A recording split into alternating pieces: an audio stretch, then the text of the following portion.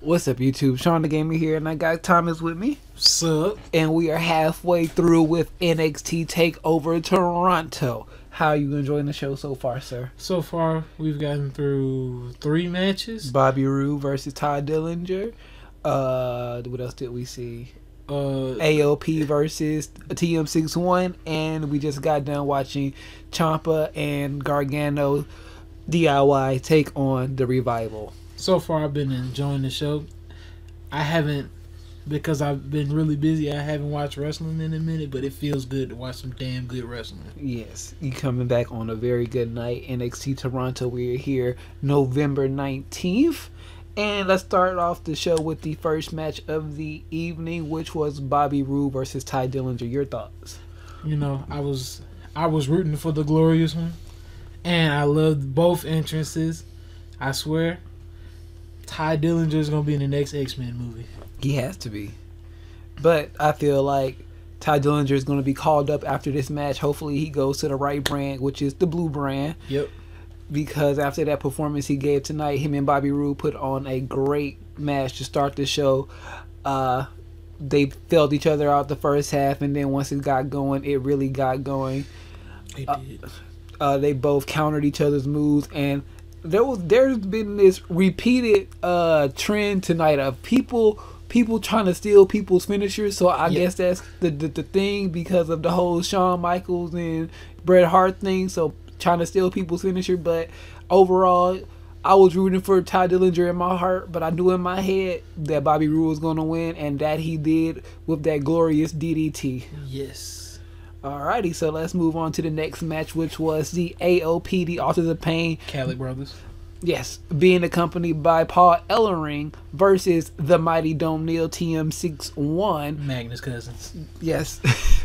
And the stipulation for this match was that Mr. Ellering, due to all his interference in all of the matches in the tag team tournament, he will be suspended in a shark cage above the ring. Without the major keys. Without the keys.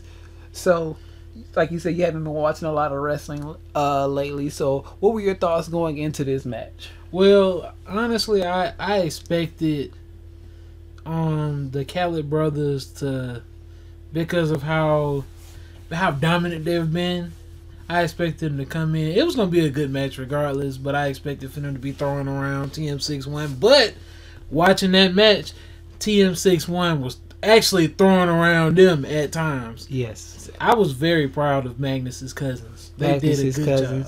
They did a really good job. They did a thunder bomb. I forgot the actual move when they both pick him up, and I forgot what it's called, but it's something thunder slam, thunder river, or something like that. Thunder river, in that the Ride of Six Flags. That is the Ride of Six Flags. Anyways, they pulled out a lot of good high risk maneuvers, especially when Shane Thorne did that swanton from the elevated suspension thingy. They had Paul Ellering in. The match itself was a good match to follow up the first match that we got with Ty Dillinger and Bobby Roode. Who you thought won? let's be real. The Authors of Pain won this match. The Mighty almost won, but the Mighty did fall tonight. Yes. Puns.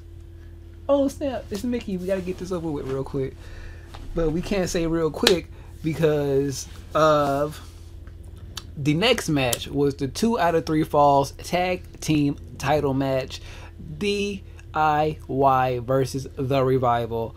Thomas, your thoughts? So that when we first started, I already expected a good match between the two because the past matches were good. So, you know, it had everything that I liked. Looking good. Yes. It had everything that I liked. It had like the emotion. It had, of course, the wrestling, and it was just all around good match. I loved it. It had so much in it. You know, of course, we had the shenanigans, of course, with the Revival being in there. I already expected shenanigans, but for some reason, through this whole pay-per-view, the referees have been on it. The referees really have been on it. They have been watching every spot, every little shenanigan that the heels have been trying to do. The referees have been on point. The first fall of this match went to the Revival with a quick shatter machine after some miscommunication from Gargano and Ciampa led to that. So the next fall after that went to DIY after a what do they even call that? A Kinshasa kick? A Kinshasa kick. You know, their double move. They hit one of those on Zach. No, what's his name? Wilder. Yeah. They hit that on Wilder, and then the third and decisive fall after a great at least 10-minute sequence of just chain wrestling, counters, chop blocks, knee blocks, just everything that you think of. The Revival got hit with a shatter machine by DIY. Even the Revival tried to hit the Kinshasa kick on DIY. Like I said, people have been stealing people's finishers all night, but the decisive victory came with a double tap out. Yes, I said a double tap out when Ciampa and Gargano had the Revival in double submission moves to make them both tap out, looking at each other like little bitches, saying, if you tap, I tap, and they both tapped. And they was like, look, you better not tap. They're going to replace us. They're going to replace us. And before you knew it, Revival tapped out. The Revival tapped. And very good match. I like this. Might be my match of the night, depending on how good Mickie James can do against the Empress of Tomorrow, my future wife, Asuka. So we will be back after we watch the rest of the pay-per-view. So stay tuned.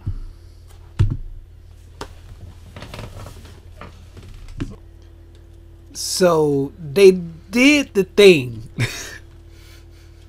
They did the thing I said I thought they were going to do, but I didn't say they were going to do because it's the WWE. But I forgot, this is Triple H's baby. This is NXT. Right. This is Triple H. Why didn't I see that coming? And I did. I just didn't put my seal of approval on it. But I should have. But before we get to the main event, let's talk about the match we didn't see. Yeah. Asuka versus Mickie James. We know the results. Yes. Mickie James lost, unfortunately. Yes. So my internet cut off in this match, so we had to rely on the tablet, thanks to Thomas. So we'll be watching that match later, and we'll give you a detailed match review tomorrow during Survivor Series. But with that out the way, main event, Samoa Joe versus Shinsuke Nakamura. Yes. And I said at the beginning of that match, everything about Shinsuke's Nakamura entrance pissed Joe off. Yep. From not having just one, not two, not three, but a whole fucking quartet. No. I'm going to correct you. Okay. I got you. It's a quartet before. Sorry. This motherfucker had a violin ensemble. Yes. What? A violin ensemble. And I swear he was going to take one of them violins and just like bend on his back and just start playing away into a freaking violin solo. And it would have been in key too. Ridiculous. That was crazy. But the match started off. First of all, this wasn't a match. This was a goddamn brawl. They fucking kicks and punches and knees and strikes and suplexes and chokeholds and more knees and more suplexes and over the top ropes. And then Joe just got sick of it and he just dove out and just tried to kill Nakamura with his own body. Yep. And then that's when shit started getting real because Nakamura started throwing his body around. Yep. He started throwing these around. Joe got a cut on his head. And then Joe ate a Kinshasa and kicked out. Which marks... Go ahead. Well, ladies and gentlemen, today marks a day in history. Today is a day in history that Kinshasa, the deadly knee, has been scratched off the list of wrestling moves that never get kicked out of. So now the lone wrestling move is owned by the Lunatic Fringe, Dean Ambrose, with Dirty Deeds. With the Dirty Deeds. Nobody kicks out of Dirty Deeds. And it seems like that's the most legit finishing move now. That's the most protected finishing move in all of wrestling right now. So he kicks out of one. And then Nakamura was like, "Oh, you gonna kick out of it?" Then he gives him one to the back of the head. It was like, "Get your ass out the ring." Joe goes out to the ring, and then right when he was about to give him a third one, the referee was in the way. Joe pushes him out the way, and it was so clean because Nakamura was running to him. Joe threw the ref out the way, and then gave that nigga Nakamura the meanest low blow. Then, goddamn, gave him the STO on the steel steps. Then gave him a muscle buster inside the ring. Uno, dos, tres. And new, first ever, 2-time NXT champion, wow. Joey Hair Rocker. And then in coming the faces. It was all the faces were on the level of when Undertaker got pinned at WrestleMania 30. I had one of them faces on because I was just like, what? They actually did it. I said it in my predictions. I was like, I can see them bringing up Nakamura before they bring up Joe, because they said in the past Joe is comfortable in NXT. Joe is very comfortable in NXT, and that proves it. I think the only reason they had Nakamura down there in the first place was just to get him accustomed to the WWE American style of wrestling. So he didn't need to be down there that long anyway. He is a star. Yes. So of course they might have the rematch, around, Royal Rumble time, but expect to see Nakamura, unless they're gonna flop the title around, which I don't see them doing in NXT. So I think Samoa Joe's gonna have that title going into WrestleMania. What are they gonna do? Bobby Roode versus Joe at Mania? Oh, that'd be a killer match right there for the NXT title. That I think that's what they're gonna do. Bobby Roode, that's what they're gonna do. Bobby Roode versus Samoa Joe for the NXT title WrestleMania weekend, and that's gonna be their headlining match. And then you're gonna see Samoa Joe debut at WrestleMania. Makes sense. Yep. So, your thoughts on the match, real quick?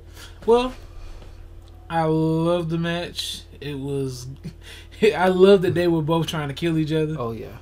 Like, this was grade A. I'm trying to kill you. Oh, I'm trying to kill you. And like, it was a couple of turning points that just really got to me. Like when Joe did a suicide dive or a suicide crossbody, on Nakamura, I was like, dang, is Nakamura all right? Good God. I mean, I don't even know if there really was a match tonight, because this whole pay-per-view was amazing. Yes, it was. Like, I was just thinking to myself earlier today, Joe has had good matches in NXT, but to me personally, he hasn't had that standout match like he's had in like TNA or Ring of Honor, things like that. But this is the match. Yeah. This is the match right here.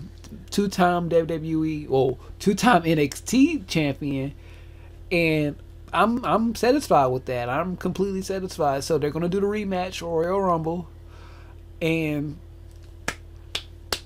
great show overall. Even though we didn't get to see the women's match, which was one of the match I was really looking fucking forward to. Yeah, me too. But overall, from Ty Dillinger versus Bobby Roode, the Revival finally losing. Hopefully they'll go to SmackDown Live. Everybody go to SmackDown. Who else? DIY, they won. You know what I'm saying? Authors of Pain and TM61, they really killed it. And this main event altogether, it was a good show. Very good. No, it was an amazing show. An amazing show, and I don't even want to watch Survivor Series, to be honest. Come on, man. Fantasy Warfare. Come on, man. You gotta be ready for Bill Goldberg. On that note, you guys leave your thoughts on NXT Toronto. On Monday, I'll probably have a more detailed discussion with you guys on the Gamers Log about my thoughts on the weekend. But I gotta go take this one home, and I got another sleepyhead back there I need to take home as well. And I need to go beat Pokemon Sun as well. So leave your comments in the comment section below about what you thought about the show. Subscribe if you're new here, and share the video with your friends so they can get in on the discussion as well. If you had a match of the night, which one will yours be? I will still go with the tag team title match, 2 out of 3 falls. I just love DIY. They are my favorite act in the tag team scene in WWE, even more than American Alphas, just a little bit more than Breezango. Any last words?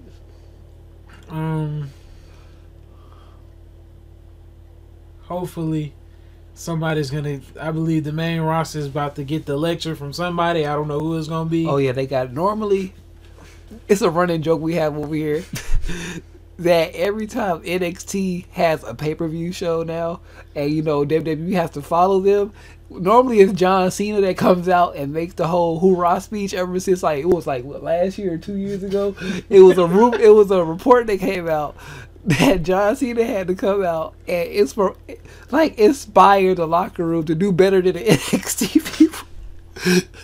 So every time we watch an NXT show, we just like say, what do you think John Cena's going to say to them now? But John Cena's not there right now, so who's going to give the speech? I thought it was going to be JBL, but I think JBL is too much of an asshole to give that hoorah speech. So what I said was they going to have Seth try to do it, and then Seth is just going to lose his shit. And then just by Seth losing his shit, they're going to be like, hey, we don't want to piss him off, so we're gonna do a good job. He might, Seth might lose his shit and slap Goldberg. I think because Brock can't do it, because Brock really don't care. Nah, ain't nobody go listen to Roman. They just go walk off. Ain't nobody go listen to Sheamus. Ain't nobody go listen to the Miz. Randy don't care. Can you freaking see Brock Lesnar like, look, I'm just here to get paid. I'm gonna do what I do. Brock Lesnar is pretty much the Marshawn Lynch. I'm gonna do what I'm gonna do. It's up to y'all. He's just gonna walk off. He's gonna walk off. So you're right. I think it's gonna be Seth. It's gonna be Seth and Dean trying to get that speech. Seth gonna lose his shit. He gonna shit. He gonna just walk off. He's like that his blonde streak gonna turn white. Okay, we're done rambling. We're done rambling. Like I said, leave your comments down below. We'll catch you for Survivor Series. Yes, sir. Shawn DaGamer, Tommy P, and we are out of here.